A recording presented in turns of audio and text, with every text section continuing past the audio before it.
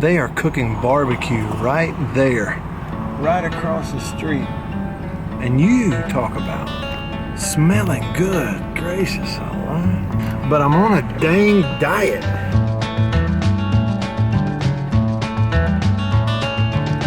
Time to roll out. Got a 2-hour drive. Trying to plan this so that I get there with a little bit of time to get everything set up so that I'm not rushing too much before the interviewee has to sit down and then begin the actual interview. So timing is everything. You know what they say? And gotta get gas and hit the road. Take you long. Video shoots, just a quick, doing an interview, put a quick video together. I'll take you long.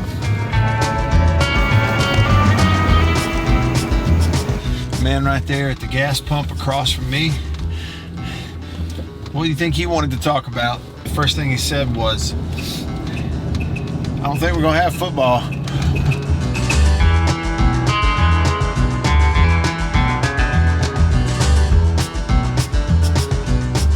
Morning trips pretty much always mean a bathroom stop. That for me is a convenience store, gas station. Some people call them convenience stores. They're convenient, all right. I call it a gas station. So, in a COVID world, what is your gas station / convenience store protocol? Wash your hands before you go in, put on a mask, and sanitize your hands and everything when you come out. I mean, really, what else are you gonna do? It's that simple, isn't it? And then if it involves pumping gas, as you've seen on the vlog, I wipe down the gas pump. Sanitize the gas pump as best I know how. But I've pretty much stopped going in convenience stores to buy snacks. You know, a drink or snacks. I just kind of haven't been doing that. But let me say, there's gonna be no avoiding a bathroom break. Next one I see.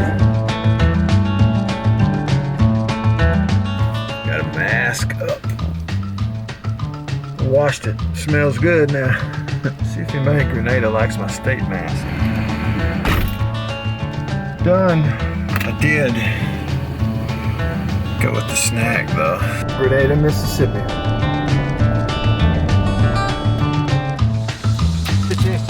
Hey Annie. Key light. Didn't need a fill because we had light coming in the door. But it all works. Really simple setup, just a couple of cameras. And so now it's time to pack it all back up and right back out into the car. The biggest, longest, most time consuming part of all of this is travel and setup and breakdown number 3. The interview itself didn't take very long.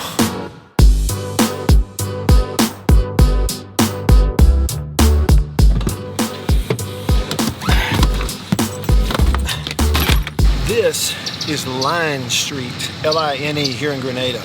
In 1830, this was nothing but a survey line, basically dividing 2 pieces of property. On one side, a Choctaw Indian named Peggy Trahan got a bunch of land given to her in the treaty, and on the other side, some white guy got the rest of it. It formed 2 communities, and they became bitter rivals here because the only thing that divided their 2 towns was this line that became Line Street. That was 1830, the Treaty of Dancing Rabbit. A couple of years later, Peggy Trahan and the other guy, they sold their property on either side of that line to a couple of guys that turned them into little towns, one called Pittsburgh, the other one called Tullahoma. Man, First Presbyterian Church here in Grenada is gorgeous. The rivalry had gotten bitter. Pittsburgh didn't like Tullahoma, and Tullahoma didn't like Pittsburgh. Matter of fact, they were pretty doggone ugly to each other. So they got together in 1836, leaders of both sides, and said, we got to do something. They decided to just join the 2 sides on either side of that line over there where Line Street is and make one town. They called it Grenada. I think it was supposed to be named after Grenada, Spain, and they just misspelled it. It's one theory. To officially announce and display the merger here in Grenada, on July the 4th, 1836, and had a mock wedding. They had a bride dressed up like Tullahoma and a groom dressed up like Pittsburgh, and they got married and became Grenada. They really did. They really did that. We are now entering Calhoun County, where Calhoun City is the county seat.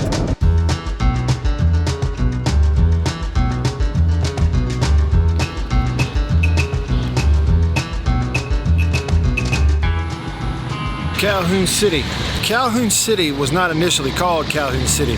It was called Burkett. Reason? Civil War veteran Frank Burkett in 1904-05 bought a bunch of land around here, hired a bunch of people to cut out the roads around this town square, what became the town square, just to build a railroad depot because the Mobile, Ohio Railroad was coming through here. Derma, just up the road, a little bitty community tried to get the jump. They wanted the railroad depot there, coming through there, make Derma a big town. Frank Burkett formed Burkett first, got it done, and the railroad came through here instead. Then they named it Calhoun City later on down the road. The first person to settle here in what is now Calhoun City, a guy named Thomas Gore, who was born in 1776. When he was 64, he came through South Carolina to Alabama to Mississippi. How do I know that? Because of that sign right there. So how close is Derma to Calhoun City? There's the Derma corporate limit sign, and I can literally see downtown Calhoun City, including the water tower, in my rearview mirror.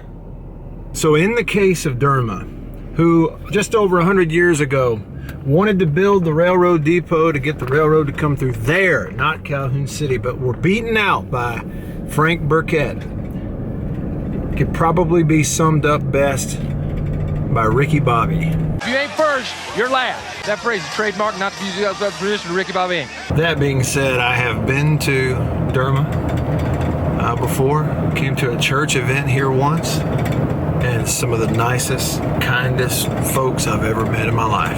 Next up, 5 more miles to Vardaman, home of the sweet potato queen.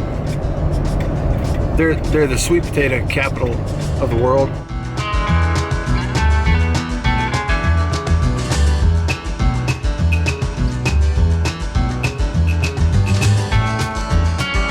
Sweet potatoes. Vardaman, it is named after a guy who was the governor of the state of Mississippi from like 1904 to 1908, named James Vardaman. Early on, during the formation of the town, really early, the post office was called Timberville. It led to a lot of confusion. People were like, well, is it Timberville or is it Vardaman? The deal was, the postmaster was a guy named Henry Clay. Henry Clay refused to use the name James Vardaman for anything because Vardaman had been writing some editorials in the Greenville paper where he attacked Theodore Roosevelt. Henry Clay, the postmaster at Vardaman, Timberville, big Theodore Roosevelt fan, didn't like Vardaman for it, and so refused to call the place Vardaman. They finally officially called it Vardaman, the town, Vardaman, in 1912. Now entering Houston, Mississippi, a place I know a good bit about. First Baptist Houston, Pastor Daniel Herringa. We've been there a good bit. That's where Annabeth's family goes to church.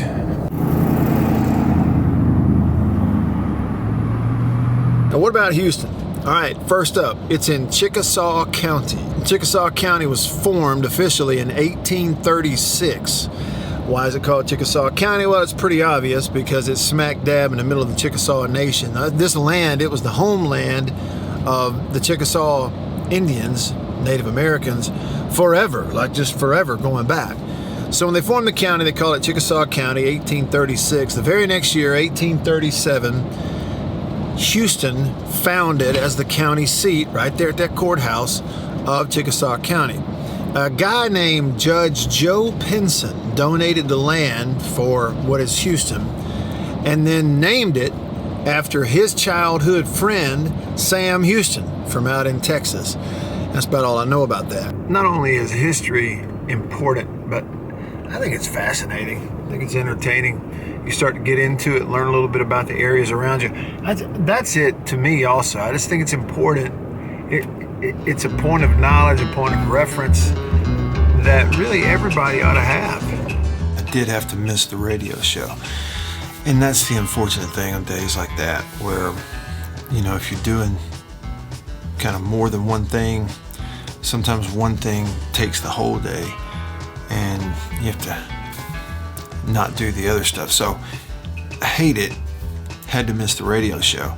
And the thing is, it's really hard to find good fill-in hosts, guest hosts who, a balance of you can trust them, they're good, they're going to do a good job for the sponsors, not going to do anything out of line, and understand that they're not going to make a fortune doing that.